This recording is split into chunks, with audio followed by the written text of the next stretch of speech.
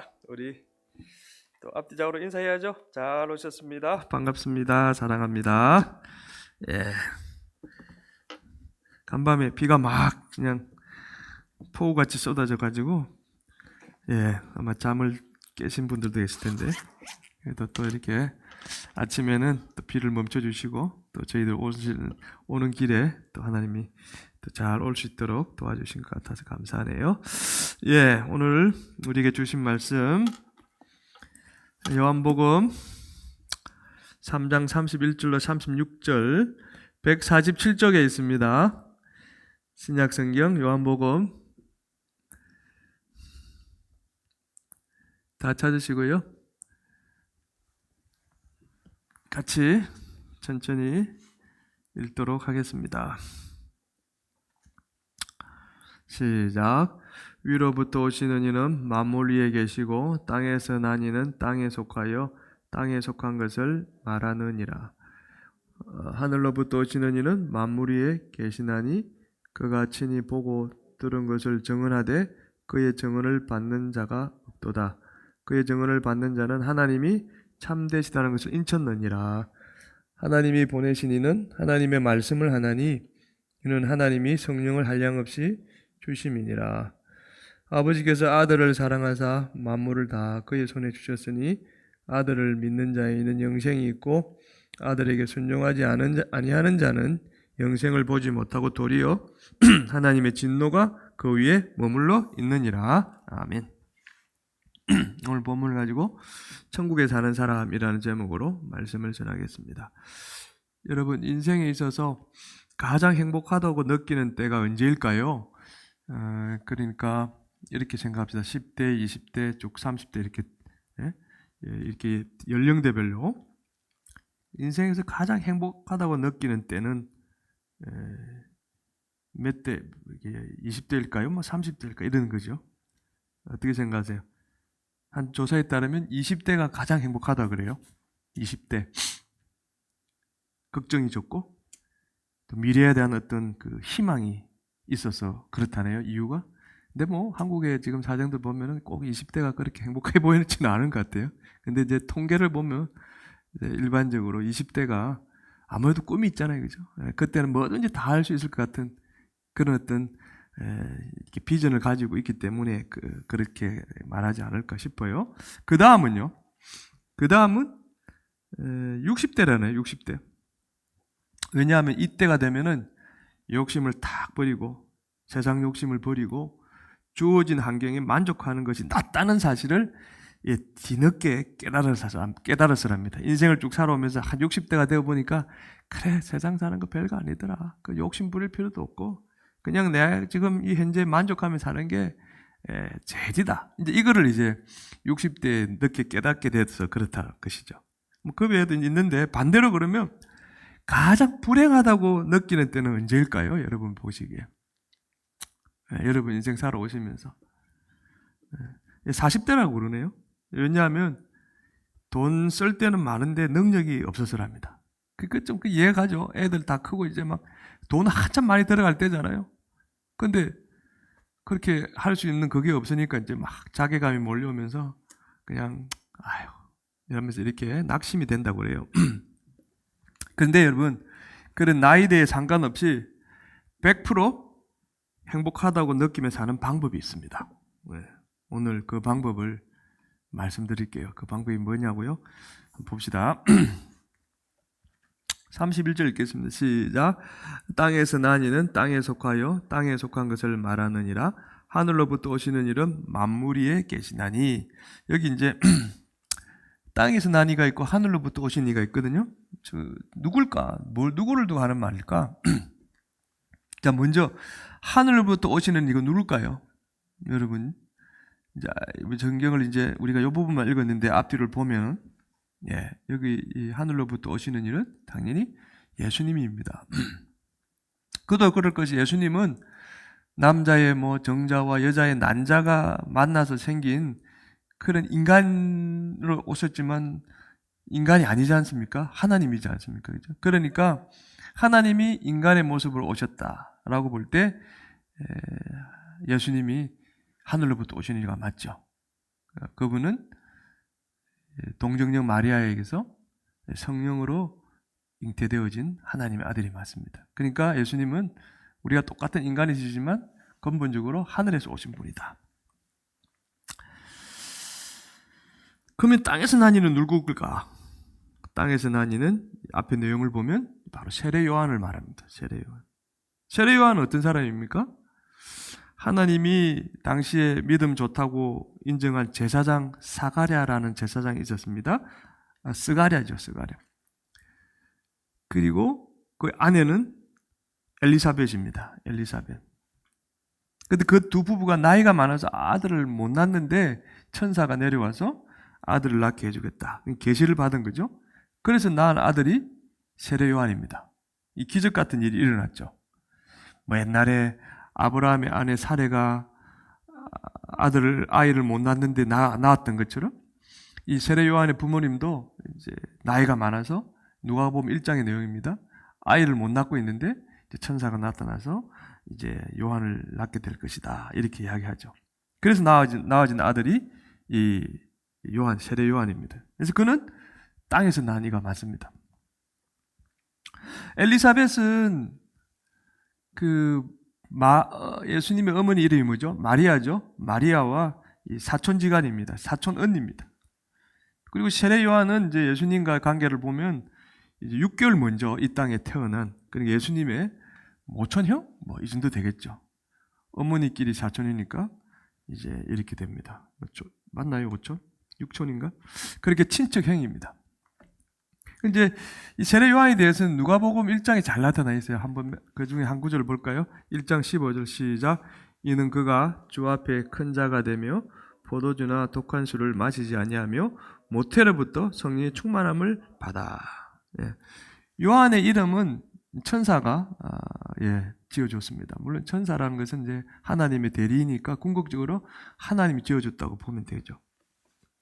하나님이 보낸 천사는 이 세례 요한이 태중에 있을 때부터, 모태로부터, 그러니까 엄마 뱃속에 있을 때부터 성령의 충만을 받은 그런 사람이었다. 또 덧붙여 말하면 선지자였다. 그렇게 천사도 인정을 했습니다. 그리고 우리가 세례 요한에 대해서 아는 것처럼 많은 사람들을 이제 회개시키는 그를 통해서 하나님이 이제 회개 역사를 일으켰지 않습니까? 어쨌든 그가 그런 능력도 가지고 있었습니다. 그러니까 한마디로 특별히 하나님께 세상에 보낸 성령 충만한 선지자였고 세상 사람들에게 존경받는 인물이 누구였습니까? 세례 요한이었습니다. 근데 오늘 31절을 다시 보면 이렇게 이야기합니다. 시작. 땅에서 나니는 땅에 속하여 땅에 속한 것을 말하느니라. 이렇게 이야기합니다. 성경은 그러니까 세례 요한이 땅에 속해서 땅에 속한 것을 말한다. 지금 이렇게 기록했거든요. 세례 요한이 우리가 흔히 말하니까 땅의 것은 별로 부정적인 이미지를 가지고 있잖아요. 그래서 세례 요한이 하나님 보시기에 흠이 있고 부족해서 땅에 속한 것을 말한다. 이렇게 말을 한 것일까요? 이 의미가? 땅에서 난 일은 땅에 속해서 땅에 속한 것을 말한다. 그러니까 세례 요한이 아무리 성령 충만을 받아도 여전히 부족한 인간이기 때문에 이 세상의 것을 이렇게 말할 수밖에 없다라는 그런 의미일까요? 그건 아니죠. 왜냐하면 아까도 방금도 살펴봤지만 그는 모태에서부터 성령 충만함을 받았으니까 다른 사람하고는 다르죠. 그런데 왜 성경은 세례 요한이 땅에 속한 것을 말한다고 했을까? 그럼 세례 요한이 어떤 말을 했는데 땅에 속한 말을 했다고 이렇게 기록할까? 마태복음에 보면은 그거 한 말이 있죠. 3장 1절 2절 시작. 그때 세례 요한이 이르러 유대 강야에서 전파에 말하되 회개하라 천국이 가까이 왔느니라 하였으니, 지금 세례 요한이 무슨 말을 했습니까? 회개하라 천국이 가까이 왔느니라. 근데 이걸 이제 오늘 31절에서는 땅에 속한 것이다 이렇게 이야기합니다. 무슨 말입니까? 세례 요한이 이 말을 한 것은 사람들에게 경고를 한 거죠. 무슨 경고입니까? 이런 경고죠. 하나님이 세상을 심판할 날이 가까이 왔습니다. 하나님을 안 믿고 하나님 말씀을 안 지킨 사람들은 심판날에 지옥으로 떨어질 것입니다. 그러니까 하나님을 믿고 좋은 열매를 맺은 사람들만 천국에 들어가니까 빨리 죄를 회개하고 거룩하게 사십시오.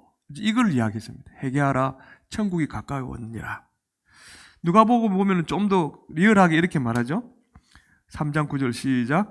이미 도끼가 나무 뿌리에 놓였으니 좋은 열매 맺지 아니하는 나무마다 찍혀 불에 던져지리라. 이제 세례 요한이 한 말이거든요. 세례 요한이 한 이 말은, 이 사건은 마태, 마가, 누가, 요한 사복음에 다 기록되어 있습니다. 그러니까 세례 요한은 하나님이 세상을 곧 심판할 것이란 뜻으로 천국이 가까이 왔다 이렇게 말했던 거예요. 하나님이 곧 세상을 심판할 거야.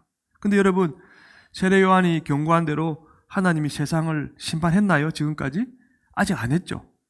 이게 경고한 뒤 2000년이 지났지만 세상은 멸망치 않고 멀쩡히 잘 있습니다. 자, 그럼 여기서 성령으로 충만했던 세례 요한이 엉터리 예언을 했을까요? 그건 아니죠. 세례 요한이 한 말이 엉터리는 아닙니다. 단지 세례 요한은 아까도 말씀드렸듯이 땅에 살고 있는 인간이었기 때문에 천국이 가까이 왔다는 이 하나님의 계시를 땅에 속한 인간의 생각으로 해석을 했던 것이에요. 무슨 뜻이냐? 예수님이 인간을 구원하려고 십자가에 못 박혀 돌아가시기 전까지, 그러니까 구약시대까지 유대인들이 천국에 들어갈 수 있다고 믿은 유일한 방법은 뭐였습니까? 하나님이 준 말씀, 율법을 지키는 거였지 않습니까? 그래서 이 세례 요한은 이 구약의 마지막 선지자거든요. 그러니까 천국이 가까이 왔다는 이 하나님의 계시를 그가 대언할 때는 지금까지 해왔던 그 생각 속에서 해석을 한 거예요. 그러니까 사람들이 율법을 안 지키면 곧 있을 하나님의 심판에서 지옥으로 떨어진다고 그렇게 생각했던 것입니다. 틀린 말은 아니에요. 틀린 말은 아니죠. 하지만 세례 요한은 한 가지만 알고 다른 한 가지를 몰랐던 거예요. 뭐냐면은 이 땅에 메시아가 오시면 천국이 이 땅에도 임한다는 하늘의 생각을 몰랐던 거예요. 그러니까 단순히 지금까지 율법을 지켜야 어렵게 되어진다는 그 생각에 사로잡혀서 회개하라 천국이 가까우니라 그 말씀을 그 각도로 해석을 한 거예요. 그러니까 지금이라도 더 하나님의 말씀을 잘 지키고 거기에 합당한 열매를 맺으면 곧 있을 하나님의 심판에서 지옥으로 떨어지지 않고 천국으로 갈 것이다. 전체적인 의미를 보면은 틀리지는 않습니다. 그런데 그가 미스한 거는 이 땅에 메시아가 오면은 또 그 메시아를 믿게 되어지면 이 말씀을 지킴으로 구원받는다는 이 의미보다는 믿음으로 구원을 받는다는 이 의미를 아직까지 세례 요한은 깨닫지 못했던 것입니다. 그래서 세례 요한은 오실 메시아를 믿으라라는 말보다는 죄를 지으면 지옥으로 떨어지니 회개하고 거룩하게 살라는 말씀을 더 강조한 거죠. 틀린 건 아니에요. 근데 한 가지를 깨닫지 못했다는 것입니다. 그래서 성경은 세례 요한이 땅에 속한 말을 한다 이렇게 기록한 것입니다. 마가복음 1장 4절을 볼까요? 시작. 세례 요한이 강야에 이르러 죄 사함을 받게 한 회개의 세례를 전파하니, 이제 이런 목적으로 회개하라고 그렇게 세례를 전파했다는 것입니다. 여러분, 하나님의 말씀을 다 지켜야 심판을 면할 수 있다면 과연 천국에 들어갈 사람이 몇 명이나 될까요?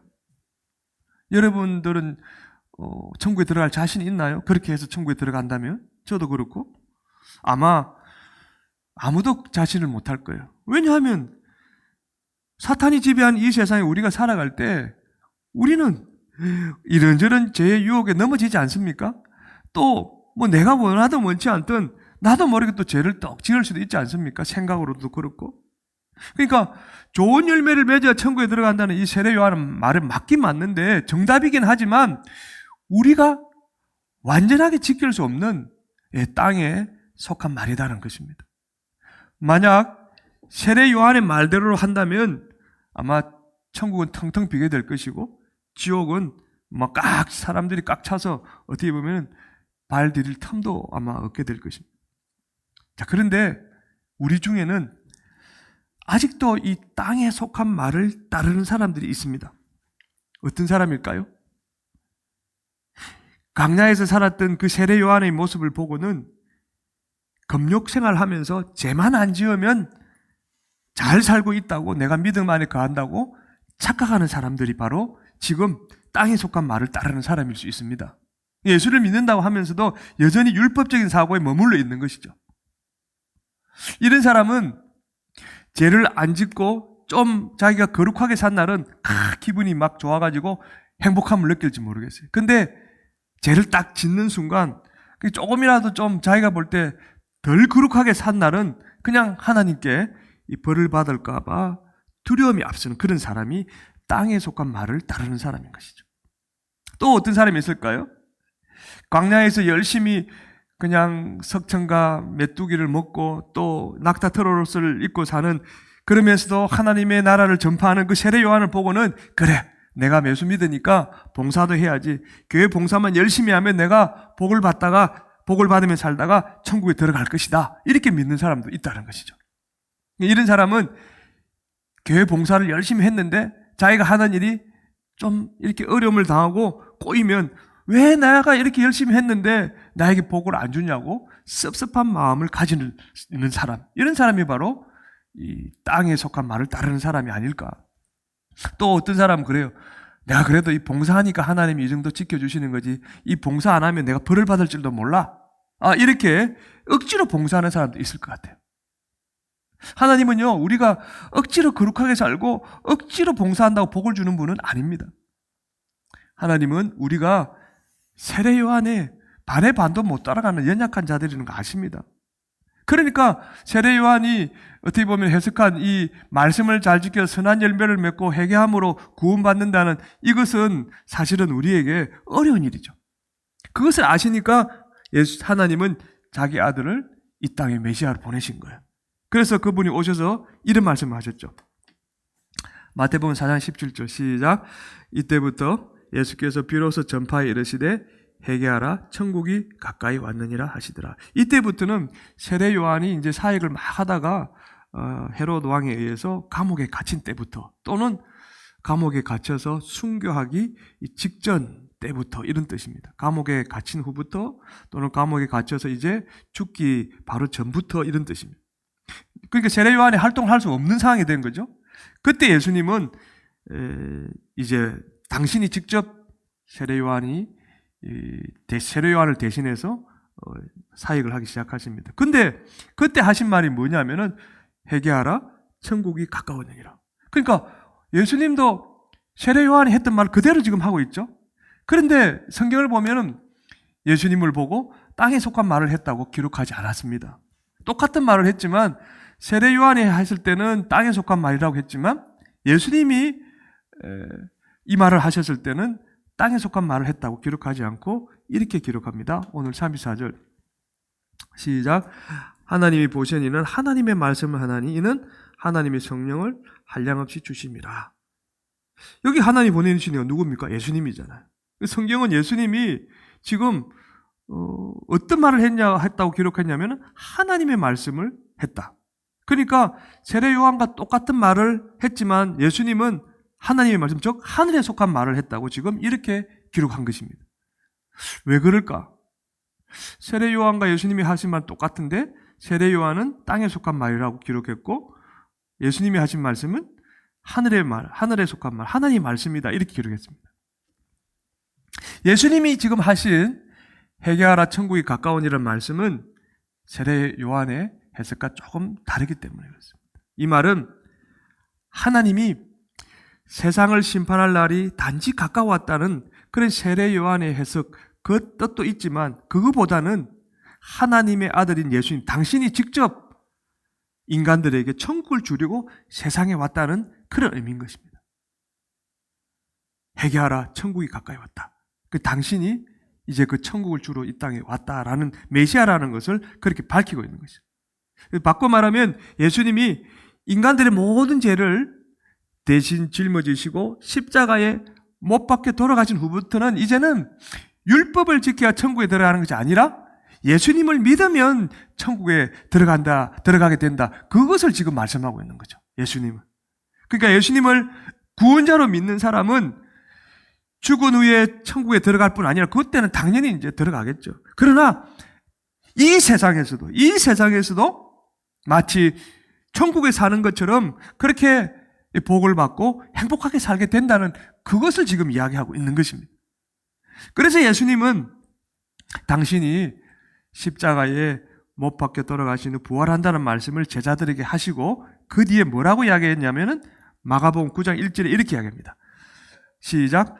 또 그들에게 이르시되 내가 진실로 너희에게 이르노니 여기 서 있는 사람 중에는 죽기 전에 하나님의 나라가 권능으로 임하는 것을 볼 자들도 있느니라 하시니라. 지금 마가복음 8장을 보면은 자기가 죽고 부활한다는 이야기를 제자들에게 하십니다. 그리고 9장 1절에 지금 이 말씀을 하셨거든요. 뭐라고 말씀하셨습니까? 너희들 중에 죽기 전에 천국이 권능으로 임하는 것을 볼 사람들도 있다. 지금 이 말 아닙니까? 그럼 이 말씀이 무슨 말씀이에요? 이 말씀은 이제 많은 분들이 지금 만약에 예수님이 재림하시면 그때 예수님과 함께 들림을 받는 휴거, 이것으로 생각을 하는데 사실 그것으로 국한한다면 아직도 이 말씀은 이루어지지 않았습니다. 왜? 주님이 오지 않았으니까. 그러니까 주님이 이 말씀을 염두에 두고 한 건 아니에요. 그럼 무슨 말입니까? 예, 회개하고 나를 구원자로 믿으면 천국이 마음에 임해서 세상에서도 이 땅에서도 천국에 사는 것처럼 행복하게 사는 사람들이 많이 생기게 될 것이다. 이 말이죠. 이 예수님의 말씀처럼 예수님을 구원자로 믿은 후에 마음의 천국이 임해서 세상에서도 천국에 사는 것처럼 행복하게 산 사람들이 일어났을까요? 당연히 일어났죠. 바로 그 뒤에 제자들을 보면 압니다. 예수님을 십자가에 못 박히게 팔아먹은 가룟 유다를 제외하고 나머지 예수님의 제자들 11명의 제자들, 그 뒤에 또 마띠아 12명의 제자들, 그리고 예수님을 믿는 사람들이 오순절에 성령의 충만함을 받고 어떻게 했습니까? 부활하신 예수님을 만난 다음에 그들은 완전히 사람이 바뀌어 버렸어요. 그래서 그들은 이 땅에 살지만 마치 이 땅의 사람이 아닌 것처럼, 천국에 사는 것처럼 그렇게 살았습니다. 아니 목사님, 예수님의 제자들은 그 뒤에 억울하게 욕을 먹고 죽는 것보다 더 고통스러운 고난도 받고 또 때로는 처참하게 다 그렇게 순교했는데 뭐가 세상에서 행복하게 살았다고 말씀하세요? 아마 여러분 중에 그렇게 이야기하는지도 모르겠습니다. 물론 그렇게 살았습니다. 하지만 보세요. 예수님의 제자들은 무엇보다도 그 안에 천국이 임하니까 이제 우리가 이렇게 살아서는 안 된다는 자각이 일어난 거죠. 그리고 이렇게 살다간 지옥에 떨어질 것이고 지옥에서 영원히 고통받으며 사는 것은 너무나도 불행이라는 사실을 깨닫게 됩니다.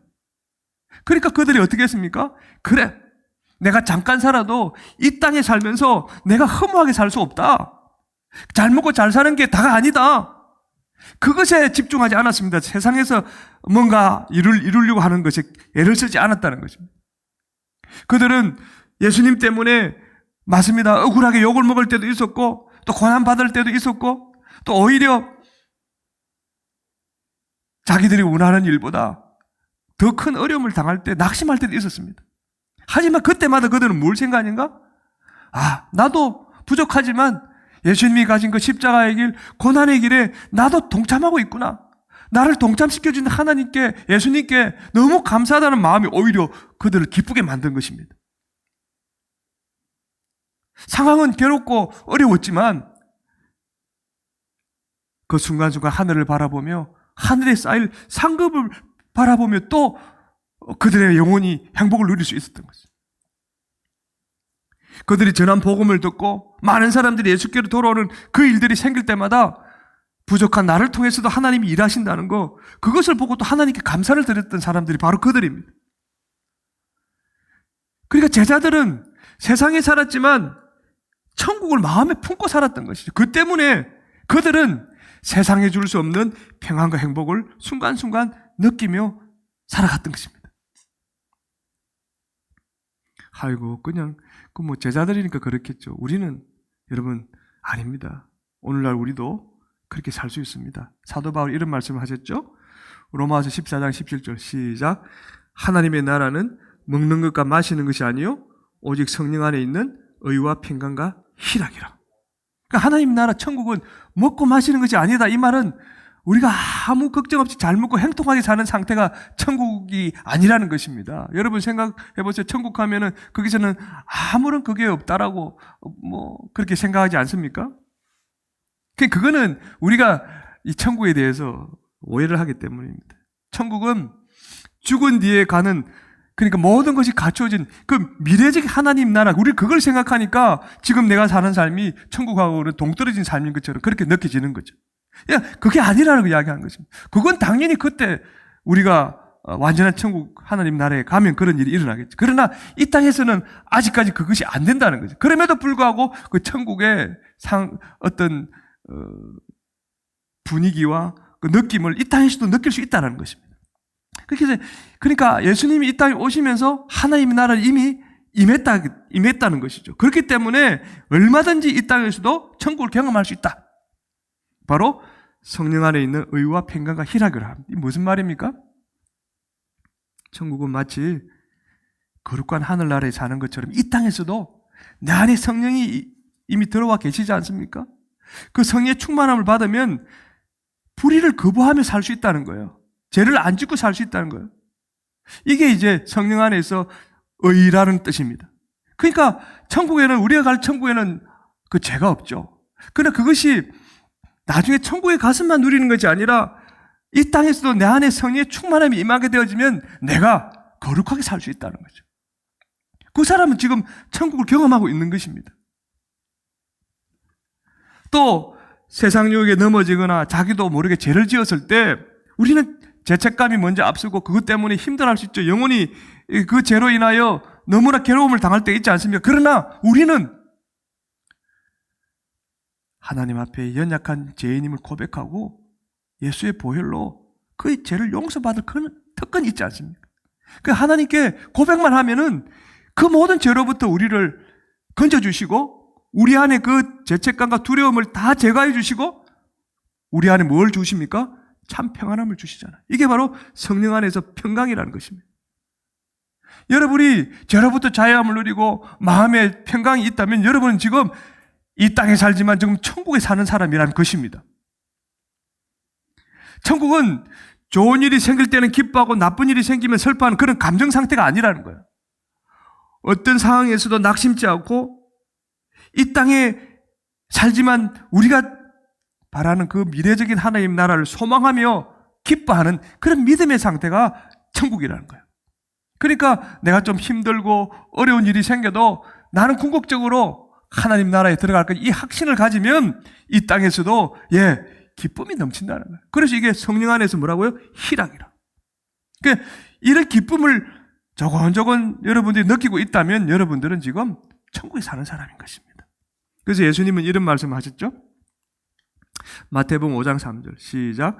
심령이 가난한 자는 복이 있나니 천국이 그들의 것이며. 이건 이제 천국이 그들의 것이라는 것은 아까도 말씀드렸듯이 미래적인 의미로 나중에 천국에 들어갈 것이다 그런 의미도 있지만 1차적으로 현재적인 천국을 누리게 된다는 그런 의미가 있는 것입니다.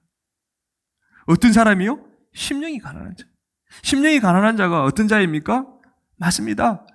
내가 죄를 지을 수밖에 없는 연약한 인간이라는 것을 스스로 인정하고 예수님의 능력을 힘입어서 살려고 노력하는 그 겸손한 그 사람이 바로 심령이 가는 사람이에요. 주님 없이는 내가 살 수 없다는 이 믿음의 고백을 하는 그 사람이 바로 심령이 가난한 자인 것입니다. 이런 사람에게는 방금 로마서에 바울이 말한 성령 안에 있는 의와 평강과 희락이 넘쳐서 이 땅에서도 천국을 누리게 되는 사람들이라는 것입니다. 자, 여러분 스스로 한번 생각해 봅시다. 나는 매 순간 예수님께 연약한 인간입니다 고백하면서 마음의 평강을 누리며 살고 있다면 그런 분들은 지금 현재적인 하나님의 나라에 거하는 사람입니다. 그렇지 않고 늘 마음이 불안하고 마음이 낙심이 되고 흔들리는 이런 사람들은 믿는다고 하지만 이 땅에서 천국을 경험하지 못하는 안타까운 사람들이에요, 실은. 자, 현재 나는 내 힘으로 안 살고 성령의 능력을 힘입어 살고 있다고 생각하는 사람. 만약 그런 사람은요, 하나님의 나라 천국을 지금 경험하고 있는 거예요. 나는 어떤 상황에서도 천국을 바라보면 이 천국은 미래적인 천국입니다. 지금 현재 삶에 인내하고 모든 일에 주님이 주신 은혜로 감사와 기쁨이 충만한 상태로 살고 있다. 이런 사람은 바로 현재적인 천국을 누리고 있는 사람인 것입니다. 예수님이 말씀하신 심령이 가난한 사람이 맞죠. 마음에 이미 천국에 임한 사람이 맞습니다. 이 땅에 살고 있지만 이 땅에 속한 사람이 아니라 하늘에 속한 사람. 예, 이런 사람은 어떤 나이에 있어도 100% 행복하다고 느끼며 사는 사람인 것입니다. 이런 사람은 죽으면 당연히 우리가 생각하는 미래적인 천국에 들어가겠지요.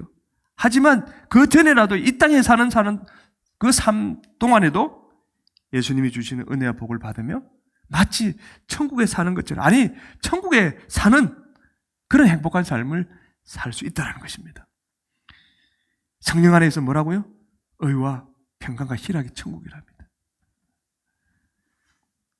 예수님은 어떤 분이십니까? 마지막으로 오늘 35절 36절 봅시다. 시작. 아버지께서 아들을 사랑하사 만물을 다 그의 손에 주셨으니 아들을 믿는 자에는 영생이 있고. 하나님이 지금 누구에게 세상 모든 만물을 주셨습니까? 그 아들 예수님에게.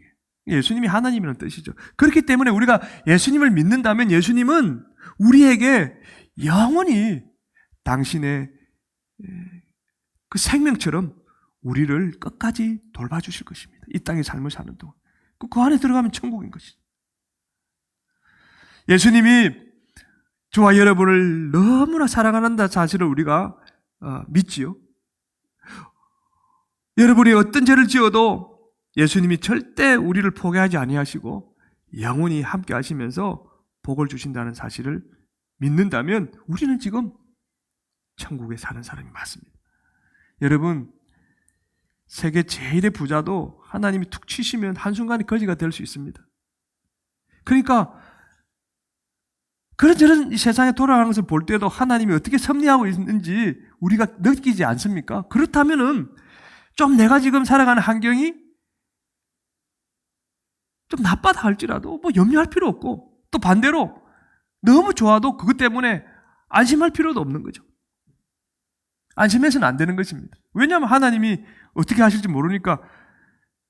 또 아까 40대가 가장 불행하다고 그랬는데 뭐 써야 될 돈 많은데 능력이 없다고 그 염려하실 필요도 없어요. 실은 염려한다고 뭐 되는 게 뭐 있습니까? 또 주변에 사랑하는 어떤 친구나 가족들이 뭐 먼저 이 땅을 떠나도 뭐 슬퍼할 필요도 없는 거예요. 사실은 인간적으로는 슬퍼하지만 결국은 믿음 안에서 기쁨이 넘쳐야 되는 게 맞아요. 그러니까 우리가 이 땅에 살면서 막 아웅다웅 욕심 부리고 살 이유도 없는 거죠. 그냥 주어진 환경에 하나님 앞에 감사하며 사는 거, 이것이 바로 천국을 누리며 사는 사람이라는 것입니다. 아무리 환경이 어려워도 또 사람들에게 억울하게 욕을 먹고 무시를 당해도 예수님이 내 행편을 다 아시니까 분명히 나를 은혜로 인도해 주실 것이라는 이 부분을 딱 붙잡으면 세상 뭐 일이 일어나도 흔들리지 않는 거죠. 이런 사람이 바로 천국에 사는 사람입니다.